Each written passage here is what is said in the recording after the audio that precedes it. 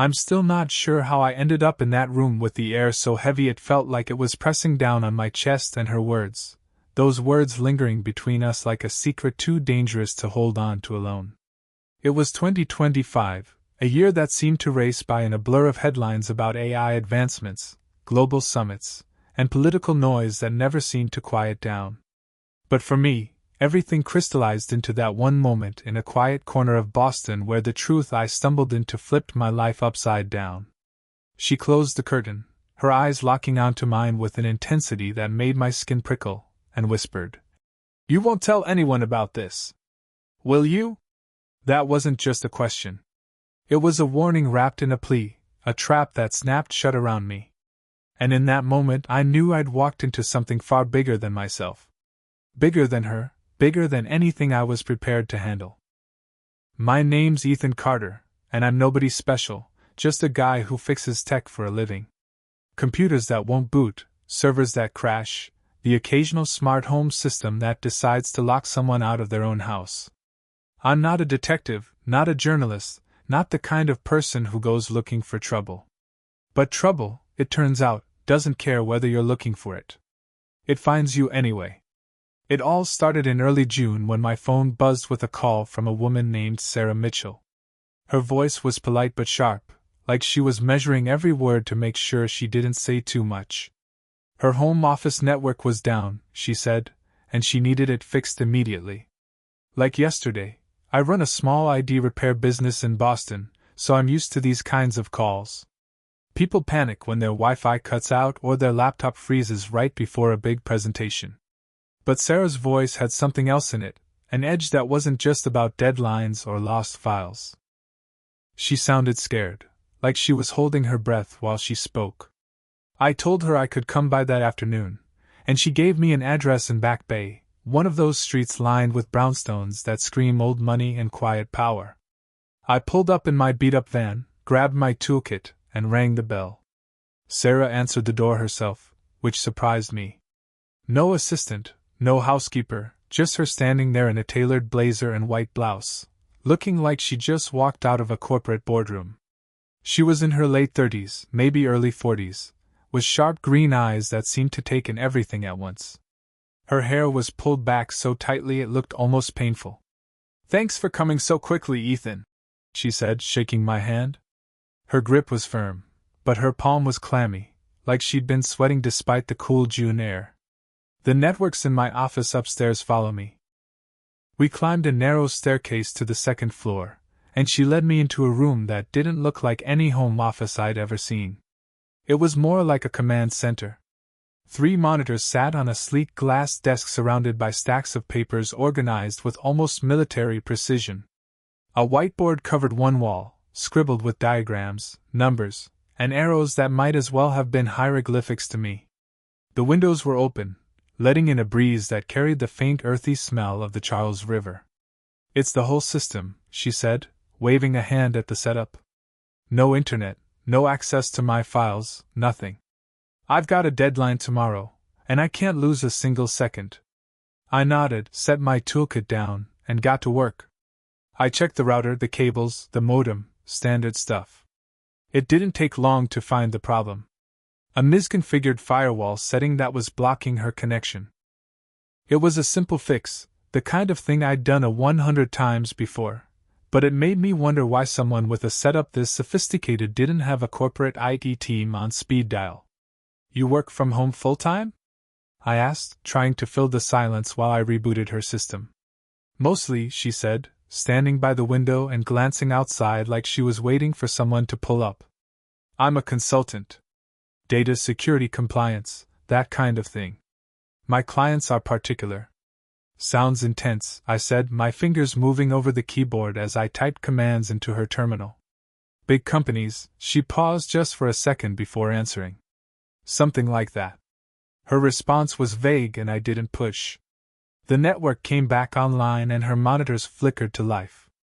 Each one displaying spreadsheets and charts I didn't bother trying to understand. I ran a few tests to make sure everything was stable. But something felt wrong. Sarah wasn't watching me work. She was pacing. Her arms crossed tightly over her chest. her eyes flicking to the window every few seconds. It wasn't the usual client anxiety. People get antsy when their tech's down. Sure, but this was different. She was on edge, like she was expecting something bad to walk through the door. "Everything okay?" I asked, keeping my tone light, like I was just making conversation. She stopped pacing and turned to look at me, her eyes narrowing slightly, like she was trying to decide how much I could handle. "You ever stumble across something you wish you hadn't?" she asked, her voice low and sudden. I frowned, caught off guard, like a virus on a client's computer. She let out a small, bitter laugh, the kind that doesn't have any humor in it. "Sure, something like that." She walked over to the whiteboard, grabbed an eraser, and started wiping it clean. Her movements quick and deliberate, like she didn't want me to see what was written there. "You're good at your job, Ethan," she said, her back to me. "You don't ask too many questions." I like that. I didn't know what to make of that, so I just nodded and started packing up my tools. "System's up and running," I said. "Should be fine now. Call me if anything else goes wrong."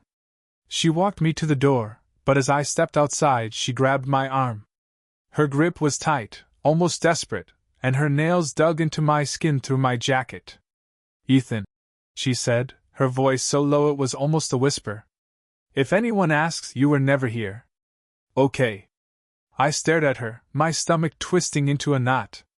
"What's going on, Sarah?" She didn't answer. She just let go of my arm, stepped back, and closed the door. I heard the lock click, and then there was nothing but the sound of my own breathing and the faint hum of the city outside. I drove home that night with my mind spinning. Sarah's words, her nervous energy, the way she'd looked at me. They clung to me like damp clothes. I tried to tell myself it was nothing, that she was just stressed, maybe paranoid about a work project that had her on edge. People in height, fresher jobs get like that sometimes, but deep down I knew it was more than that. Her fear was real and it was contagious. I couldn't shake the feeling that I just walked into something I didn't understand. The next morning, my phone buzzed with a text from an unknown number. "Meet me at the coffee shop on Newbury Street, 10 a.m. Don't tell anyone." As I stared at the message for a long time, my thumb hovering over the delete button. I should have ignored it. I should have blocked the number and gone on with my day, fixing printers and resetting passwords like nothing had happened. But Sarah's voice kept echoing in my head. That mix of fear and urgency pulling me in like a current I couldn't swim against. So I went. The coffee shop Brood Awakening was a small place tucked between a boutique and a bookstore with big windows and a chalkboard menu that promised art lattes. I spotted Sarah in the back corner away from the windows, sitting in a booth with high walls that gave her some privacy. She was wearing sunglasses even though the sky was overcast and a baseball cap pulled low over her face. She looked like someone trying not to be recognized. "Sit," she said, pushing a cup of coffee toward me as I approached. "We don't have much time." I slid into the booth, my heart pounding. "Sarah, what's this about? Why all the cloak and dagger stuff?" She leaned forward, her voice so soft I had to strain to hear her. "I'm in trouble, Ethan. Big trouble. And now that you've been to my house, you might be too." A chill ran down my spine, settling in my gut like a stone. "What kind of trouble?" She glanced around, her eyes scanning the room, even though the nearest customers were halfway across the shop. Then she reached into her pocket and slid a USB drive across the table. It was small, black, unremarkable, no bigger than my thumb. "This," she said. "It's not safe for me to keep it anymore. I need you to hold on to it. Don't plug it into anything. Don't look at what's on it. Just keep it safe." I stared at the USB drive, my mind racing. "Sarah, I'm just a tech guy. I don't know what you're mixed up in, but I'm not." "You're involved now," she interrupted, her voice sharp, but still quiet. "You were at my house. They'll know." "Who's they?" I asked, my tone sharper than I intended. She didn't answer. Instead, she stood up, reached for the curtain that separated our booth from the rest of the shop, and pulled it closed. The light dimmed, and the space felt smaller, like the walls were closing in. She leaned in close, so close I could smell her perfume, something floral, but faint, like it was an afterthought. You won't tell anyone about this, will you? She said, her eyes locked on mine, searching for something I wasn't sure I could give her. My mouth went dry. I didn't know what to say, what to do. All I could manage was a small shake of my head, like that was enough to seal whatever pact she was offering. She nodded as if that was all she needed. And then she was gone, slipping out of the coffee shop before I could say another word. I went home and hid the USB drive in a drawer, burying it under a pile of old cables and receipts. I told myself I'd figure out what to do with it later, that I'd call Sarah in a day or two and get some answers, but later never came. That night, my phone rang again, the caller ID showing another unknown number. I answered, my hands shaking. Mr. Carter, a man's voice said, calm and cold, like he was reading from a script. You have something that doesn't belong to you. Bring it to the park near the public garden tomorrow at noon. Come alone. I didn't sleep that night. I lay in bed staring at the ceiling, my mind replaying Sarah's words. Her fear, the USB drive now hidden in my apartment. Who is this guy? What was on that drive? And why did it feel like my life was unraveling just because I'd fixed the network? The next morning, I made a decision. I wasn't going to hand over the drive without knowing what I was dealing with. But I also wasn't stupid enough to ignore the call. I went to the park. The USB drive tucked into my pocket, its weight feeling heavier than it should have. The park near the public garden was busy that day. Purists snapping photos, joggers weaving through the paths, kids chasing pigeons near the pond. I spotted a man sitting on a bench reading a newspaper. He looked ordinary, middle-aged, balding, dressed in a gray suit that blended into the crowd. But something about him made my skin crawl, like my body knew he was dangerous before my brain caught up. I approached, my heart hammering so loud I was sure he could hear it. You the guy who called me? I asked, my voice steadier than I felt.